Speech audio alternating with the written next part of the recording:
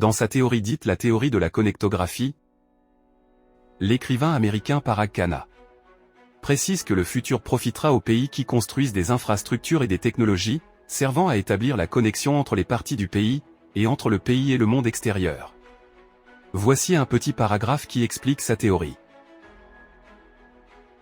Enfin, nous assistons à un énorme engagement mondial à construire les infrastructures, les villes et les autoroutes, les pipelines et les ports, les ponts et les tunnels, les tours de télécommunications et les câbles Internet, les réseaux d'électricité et les systèmes d'assainissement.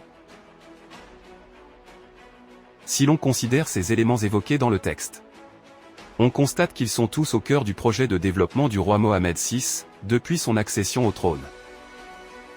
Les projets de connectivité interne, que ce soit entre villes ou au sein d'une même ville, elle est assurée par un réseau autoroutier, un chantier que le roi a commencé depuis le début de son règne, et qui s'étend à la plupart des régions du royaume. Puis de grands projets routiers, comme la voie express Tizni-Dakhla qui reliera le Souss avec le Sahara.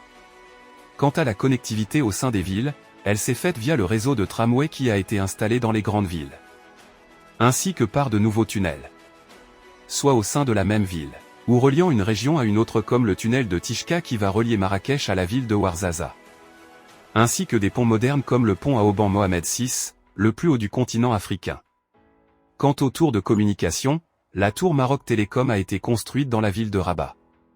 Le Maroc a aussi mis en place la ligne de train à grande vitesse, TGV, la première du genre en Afrique, reliant Tanger et Casablanca, et qui va s'étendre prochainement jusqu'à Agadir.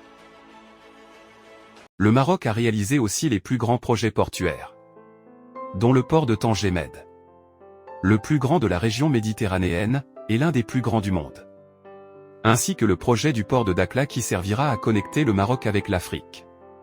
Le Maroc a entamé la construction des gazoducs intercontinentaux, comme le gazoduc qui reliera le royaume au Nigeria, qui va transporter le gaz vers l'Europe. Le tunnel maritime transcontinental reliant la Grande-Bretagne et le Maroc, que Parag Khanna évoque dans son livre, par ces lignes. L'enclave britannique de Gibraltar sera l'entrée d'un tunnel sous la mer Méditerranée, reliant la Grande-Bretagne à Tanger au Maroc, à partir duquel, une ligne ferroviaire à grande vitesse s'étendra jusqu'à Casablanca. Quant au réseau électrique, le Maroc a construit la centrale géante de Nour, la plus grande au monde, qui approvisionnera le Maroc en électricité propre. Le Maroc participera également au vaste projet Xlinks, qui alimentera la Grande-Bretagne en électricité via un pont maritime. Le Maroc étudie aussi la construction d'autres gazoducs, comme le projet du Green Corridor avec l'Italie, qui permettra d'exporter l'hydrogène vers en Europe. Et un autre gazoduc le reliant avec l'Allemagne probablement. Le roi visionnaire avait mis en place cette théorie de connectographie depuis le début de son règne. Au moment où les gens étaient dubitatifs, il connectait le Maroc avec le monde, et bâtissait des ponts vers l'avenir.